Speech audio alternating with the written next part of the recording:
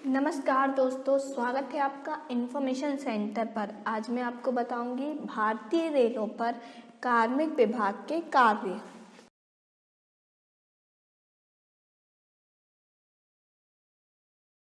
भारतीय रेलों पर जो कार्मिक विभाग कार्य होते हैं उनको कार्यों की दृष्टि से 4 भागों विभाजित होते हैं।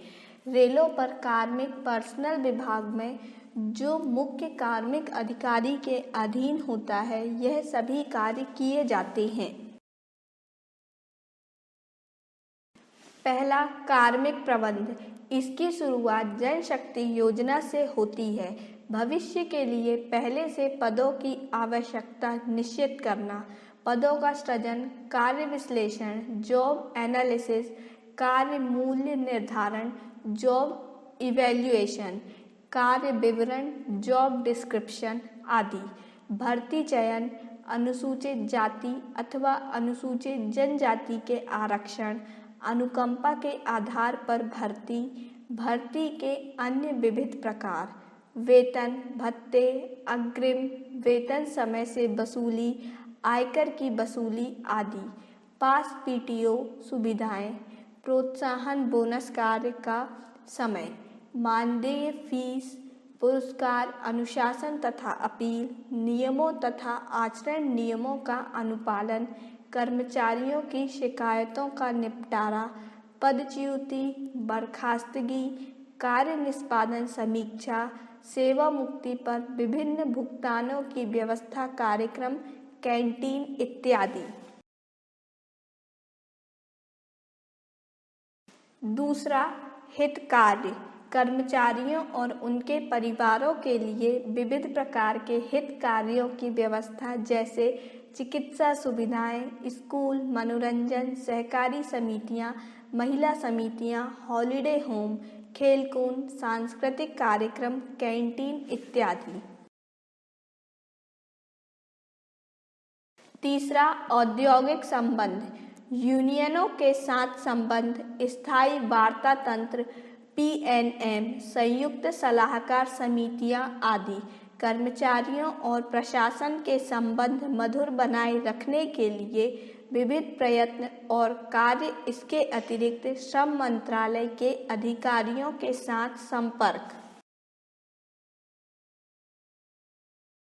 चौथा, प्रशिक्षण।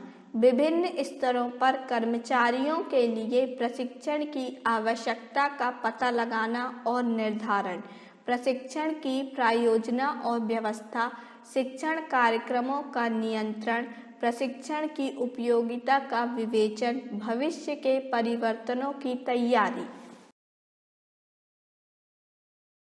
जनशक्ति योजना। जनशक्ति योजना किसी संगठन की मानवीय शक्ति को उपलब्ध कराने की व्यवस्था, उसकी उपयोगिता के उपाय, उसमें लगातार सुधार के प्रयत्न और लोग संगठन छोड़कर ना जाएं, इसके लिए एक सुनियोजित युक्ति है। जनशक्ति योजना के निम्नलिखित प्रयोजन हो सकते हैं। 1.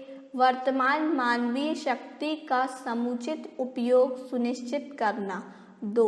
संगठन के लिए भविष्य में जनशक्ति की आवश्यकताओं की कौशल, संख्या और आयु के आधार पर पूर्ति करना, यानी कर्मचारियों की सही संख्या, सही योग्यता और कुशलता के साथ सही समय से सही कार्यकलापों करते हुए सही उद्देश्यों की प्राप्ति के लिए, ताकि संगठन का प्रयोजन पूरा हो सके। जनशक्ति योजना के 4 प्रमुख भाग इस प्रकार हैं। पहला, वर्तमान जनशक्ति की समीक्षा। दूसरा, जनशक्ति की पूर्ति के बारे में भविष्य की योजना। तीसरा, जनशक्ति की मांग का आकलन।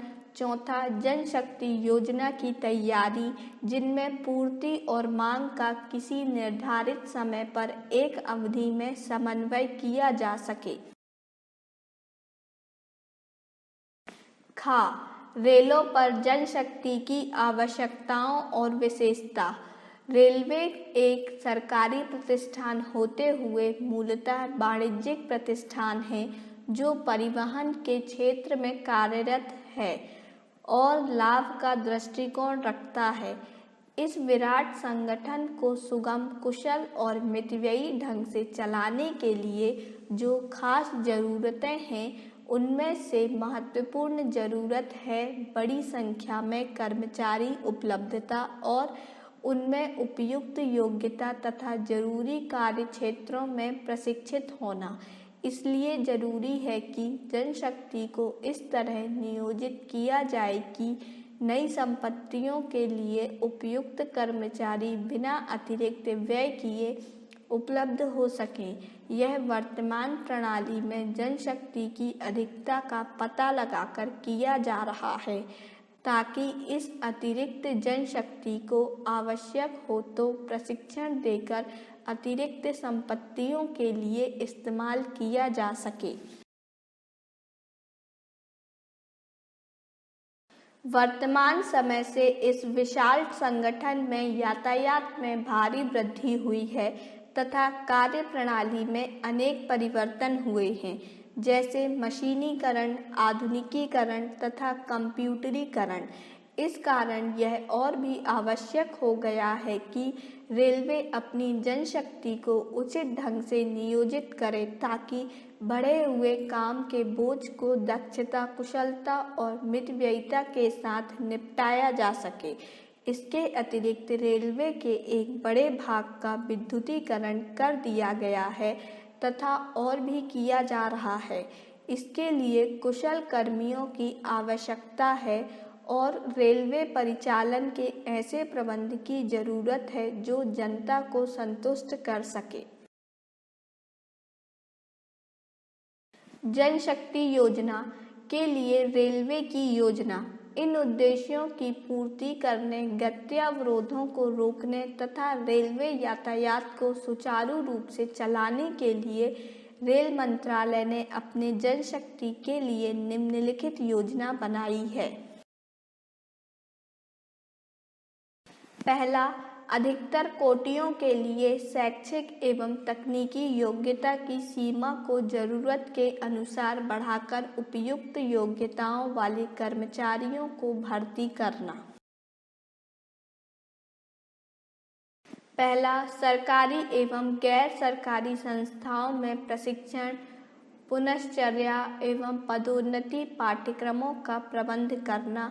जहाँ तक उपरोक्त एक का संबंध है, तकनीकी विकास और रेलवे के आधुनिकीकरण के कारण कर्मचारियों की विभिन्न कोटियों में जनशक्ति का सुधार अनिवार्य हो गया है।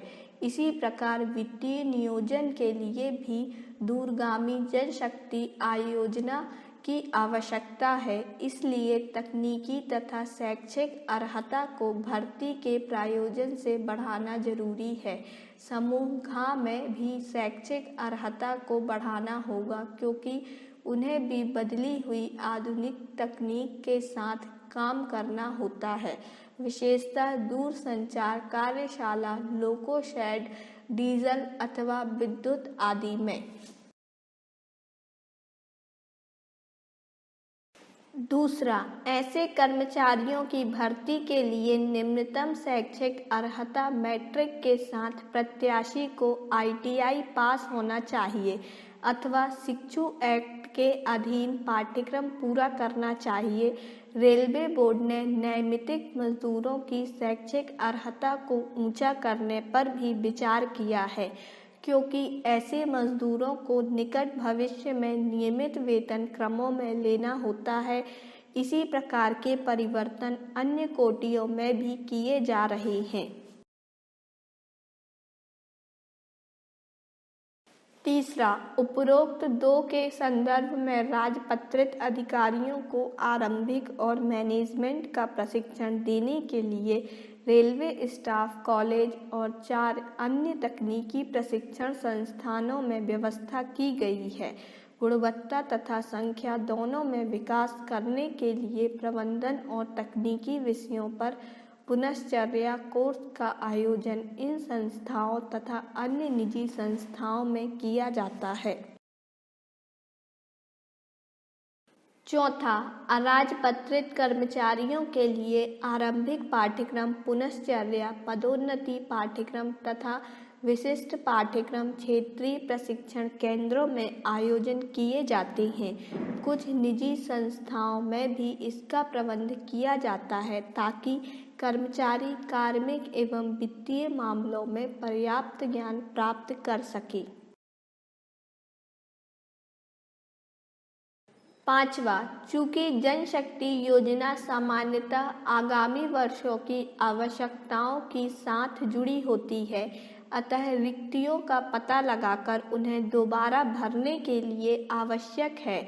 इसलिए रेलवे भर्ती बोर्डों को अग्रिम रूप से मांग पत्र भेजे जाएं, विभागीय चयन आयोजित करने के आदेश जारी किए जाएं, आवश्यकता से ऊपर कर्मचारियों का वैज्ञानिक प्रणाली से पता लगाया जाए तथा नैमित्तिक मजदूरों की स्क्रीनिंग की जाए ताकि किसी कर्मचारी की सेवा मुक्ति या सेवा छोड़ते ही उस रिक्ति को भरा जा सके। इससे नौकरी में प्रवेश करने वाला पुरानी तथा अनुभवी व्यक्ति से काम की पेचीदगियों को समझ सकेगा और उसमें विश्वास पैदा होगा।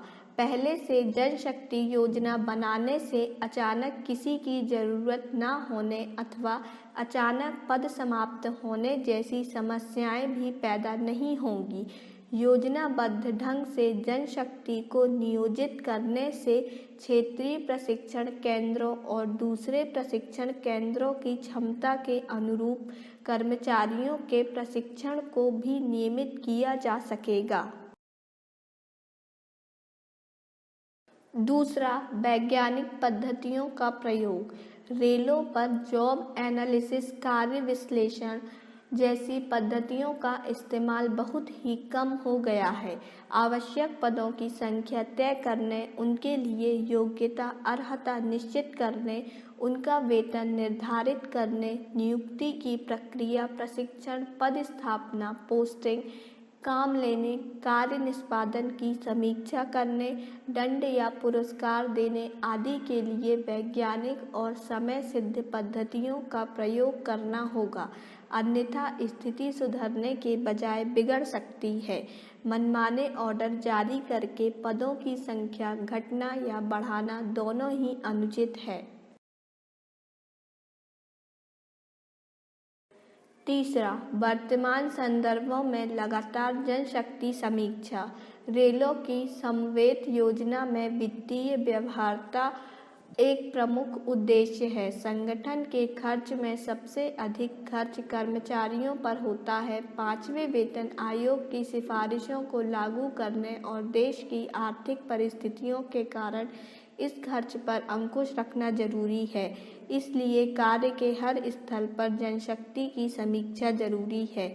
जहां भी सरप्लस आदमी हो उसका उचित उपयोग जरूरत की जगह पर हो सकता है। सरप्लस पदों को समाप्त करके नए जरूरी पदों का सृजन किया जा सकता है। कार्मिक विभाग को इन प्रस्तावों में उचित भूमिका निभानी होती है।